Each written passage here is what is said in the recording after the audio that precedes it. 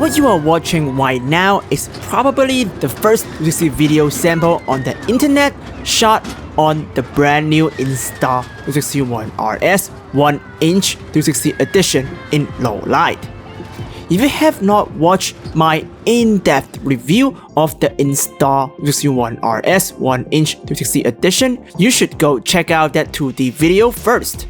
This is one of the example videos in true 360 format on YouTube VR and Oculus TV to support all my statements in that review video.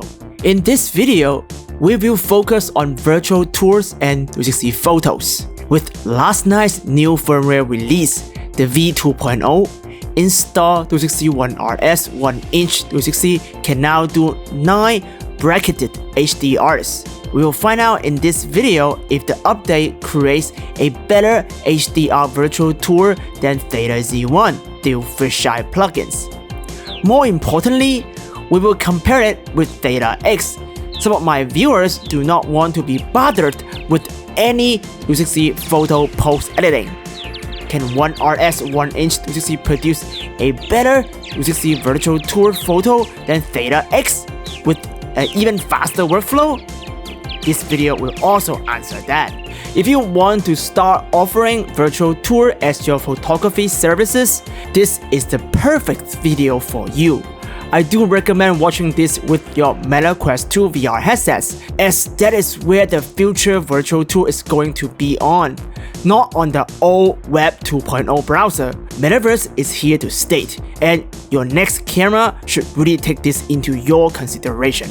Now the watching instruction is out of the way, let's take a look at some real-world photos shot on the ONE RS 1-inch 360 edition.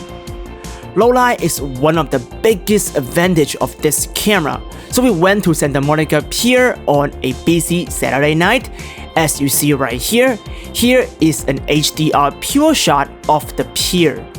I put all the setting and shooting information at the nadir patch, so look down to your feet and you see all this extra information. The PureShot HDR is a new feature available to 1-inch 360 edition. It shoots pretty fast, but if it is low light and lots of moving subjects, like right here, it will create motion blur for moving subject, just like long exposure shot. So please be mindful. I would suggest not using PureShot HDR if motion blur is your concern. Before we dive deep into low light photography though, let's take a look at daytime photography first. Here is a daytime farm shot at Virginia in a single PureShot unedited. The result is great, but take a look at PureShot HDR now with some simple editing in Photoshop. It looks a lot better. The sun has a better dynamic range and the color looks more summer-ish. In the daytime, PureShot HDR goes pretty fast without any visible motion blur. It is a mode I would recommend for all nature shots. By the way, PureShot HDR generate DNG, you will need some basic editing in Adobe Photoshop or Affinity Photo. Check out this tutorial here for the workflow. You can even use your own HDR software like SNS-HDR Pro, tutorial right here by the way, to merge HDR to generate a more professional looking result. Here is George Mason University in PureShot HDR. This place is near Fairfax County Courthouse, where the Johnny Depp vs Amber Heard court case was taking place just a couple of weeks ago. Our goal of this video is to find out who is the new king of virtual tour. So let's compare it to Ricoh Theta Z1. First, we have a PureShot outdoor photo by the Insta360 ONE RS 1-inch 360 edition. All settings are auto. I want you to pay attention to the resolution chart on my hand, 10 feet behind me, and turn around, the big focal chart 4 feet away. Also, pay attention to the lens flare. If you see the measuring tape below you under your feet, that point out the stitch line of the camera. So that is where you look at for stitching quality. Now, look at Theta Z1 result in the exact same condition. A dynamic range of Z1 is not as good as ONE RS 1-inch 360, but ONE RS 1-inch 360 edition has more chromatic aberration in the high contrast area. You can probably remove the chromatic aberration in Photoshop with DNG file, but that is an extra step you need to take. I personally think ONE RS 1-inch 360 is sharper than Theta Z1 and has better clarity. What do you think? Comment below. They do have different lens flare characteristics. I prefer how Z1 looks in flares, but this is just personal preferences. You might like ONE RS better. One thing is certain, there's no more red dot of death thanks to the Leica optics. You also notice ONE RS 1-inch 360 result is not level, but the Z1 is pretty level. Insta360 Studio seems to not level your 360 photo in post during stitching, so you need to calibrate your camera and level it every time before you shoot.